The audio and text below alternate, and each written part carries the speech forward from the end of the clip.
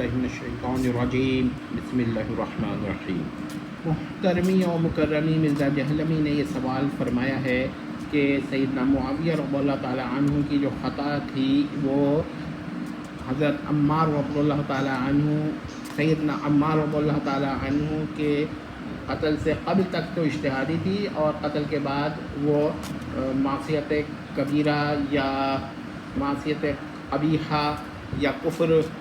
या ख़ताए मुनकरा हो गई, ये उनका मौक़िफ़ है। बस इतनी से वो इस्तेमाल करना चाहते हैं।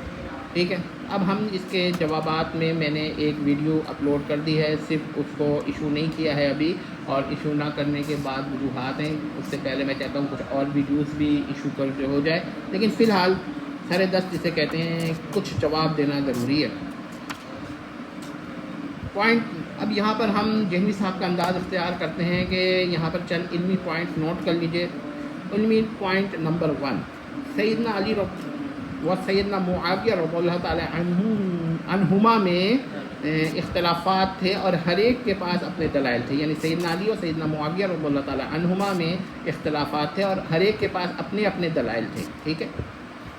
क़त्ल अम्मार रज़ियल्लाहु ताला अन्हु का वाक़या हुआ, लेकिन इस वाक़े के बारे में जो अहादीस हैं उनसे हज़रत मुआविया के ख़ता इज्तिहादी पर होने में दनियत पाई जाती है, लिहाजा उनसे फ़ैसला नहीं हो सकता। तो पहले जो दलाइल थे वो भी दन्नी थे, इज्तिहादी थे, लिहाजा फ़ैसला नहीं हुआ। फिर क़त्ल अम्मार रज़ियल्लाहु ताला अन्हु का वाक़या हुआ, इससे कुछ और दलाइल हज़रत मुआविया के ख़ता इज्तिहादी पर कायम हो गए, लेकिन वो भी क्योंकि दन्नी थे उनमें भी मुख्तलिफ़ इह्तमालात और इम्कानात अक़लिया और इह्तमालात अक़लिया थे, लिहाजा उनसे भी फ़ैसला नहीं हुआ। अब इसका मतलब ये हुआ कि हज़रत मुआविया रज़ियल्लाहु ताला अन्हु की जो ख़ता इज्तिहादी थी, जो इस वाक़े से यानी हज़रत अम्मार रज़ियल्लाहु ताला अन्हु के क़त्ल के वाक़े से क़ब्ल थी, वो बाद भी उसी तरह कंज़र्व रही है, बाक़ी रही है, प्रिज़र्व्ड रही है, उसमें कोई म्यूटेशन नहीं हुई, तो कोई तग़य्युर नहीं हुआ। नोट कर लिया आप लोगों ने, कोई चेंजिंग नहीं हुई, अल्टरनेशन नहीं हुई। अब उसके बाद तीसरा पॉइंट, इल्मी पॉइंट ये है कि अहले सुन्ना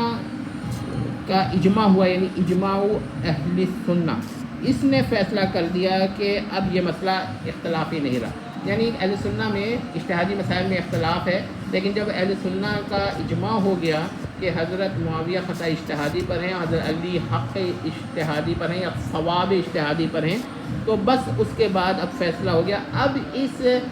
इजमा के बाद आप ये नहीं कह सकते कि वो जो इह्तमालात अक़लिया और इम्कानात अक़लिया हैं उनकी बुनियाद पर कि हज़रत अली जो थे वो ख़ता पर थे, ये नहीं कह सकते आप। अब इल्मी पॉइंट चौथा है कि आज की डेट में, यानी कि इजमा कब हुआ, कितनी देर में हुआ, ये एक अलग बहस है, इस पर गौर किया जा सकता है, लेकिन आज की डेट में नेट रिज़ल्ट ये है कि सैयदना अली रज़ियल्लाहु ताला अन्हु की जानिब ख़ता इज्तिहादी मंसूब करने वाला अहले सुन्ना से ख़ारिज है। और पांचवा पॉइंट लिख लीजिए, यहाँ लिखा हुआ नहीं है कि सैयदना मुआविया रज़ियल्लाहु ताला अन्हु की जानिब ख़ता इज्तिहादी से ज़ायद मंसूब करने वाला भी अहले सुन्ना से ख़ारिज है। यानी कोई ऐसा ख़ता मुनकर या मासिया कबीरा सगीरा या कुफ्र मंसूब करने वाला भी अहले सुन्ना से ख़ारिज है। हाँ, कोई ऐसी ख़ता मंसूब करे जो ख़ता इज्तिहादी के ताबी हो और वो ख़ता इज्तिहादी में महसूब हो और उसी में दाखिल हो, शामिल हो, उसी, तो फिर हम ये कह देंगे कि उस सूरत में हम एकदम अहले सुन्ना से ख़ारिज होने का फतवा नहीं देंगे। ठीक है, ये सारी बातें हमने बयान कर दी हैं और ये भी बयान कर दिया है कि हम ऐसे शख्स को जो हज़रत अली रज़ियल्लाहु ताला अन्हु को ख़ता इज्तिहादी पे मानता हो, अहले सुन्ना नहीं मानते। इसी तरह हज़रत मुआविया के बारे में कोई शख्स ख़ता इज्तिहादी से ज़ायद कोई चीज़ मंसूब करना चाहता हो, ख़ता इज्तिहादी का इनकार करके या ख़ता इज्तिहादी माँ ज़ायद वो कोई और चीज़ भी साबित करना चाहता हो जो ख़ता इज्तिहादी ना हो, तो हम ऐसे शख्स को भी अहले सुन्ना से ख़ारिज